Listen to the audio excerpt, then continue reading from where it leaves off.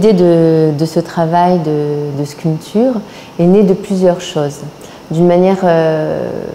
générale, dans mon travail d'artiste, qu'il soit de l'ordre de la peinture ou de l'installation,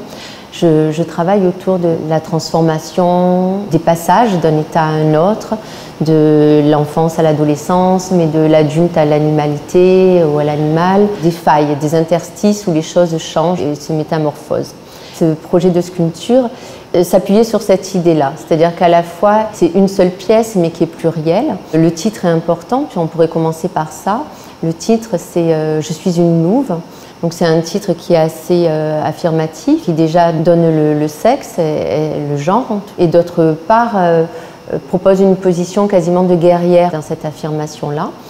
Et puis derrière l'idée de la louve, il y a toute l'iconographie des contes, des légendes, mais aussi des mythologies qui nous ont bercés et qui ont construit notre civilisation. Donc on sait que le loup est porteur de plein de symboles, qu'il est souvent associé à Apollon, qui est souvent associé au soleil, mais on parle moins de la louve. Ceci dit, la louve est porteuse elle aussi d'autres symboles, puisque la louve c'est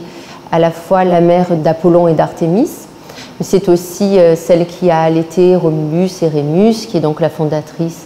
quelque part de Rome. Mais c'est aussi la louve qui a nourri Mowgli, donc finalement elle appartient à notre imaginaire collectif de plein de manières différentes. Elle fonctionne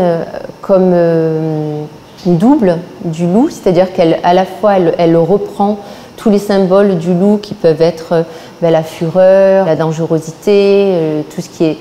effrayant, mais en même temps vient se rajouter à ça, non pas le côté solaire du loup, mais plutôt le côté lunaire de la femme louve, avec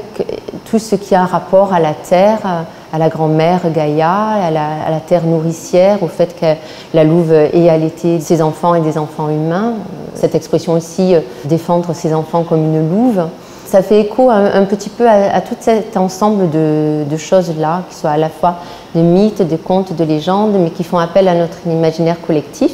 qui en propose une nouvelle lecture, qui syncrétise l'ensemble de ces choses-là, pour aujourd'hui proposer une pièce d'une louve qui arrive comme ça, affublée de masques, qui porte un loup d'ailleurs, donc il y a aussi un jeu de mots entre l'apparat qu'elle a porté, le nom de ce loup, c'est une louve qui porte un loup sur son visage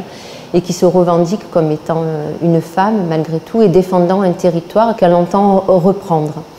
Donc il y a peut-être aussi un petit côté féministe dans cette posture-là,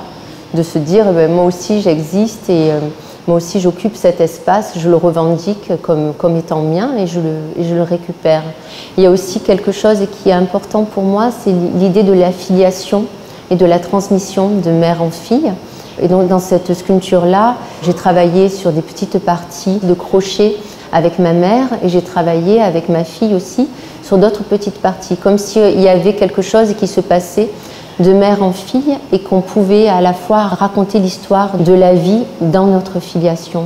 Ça fait partie des choses qui m'intéressent dans l'idée du grandir, de la transformation et des devenirs autres.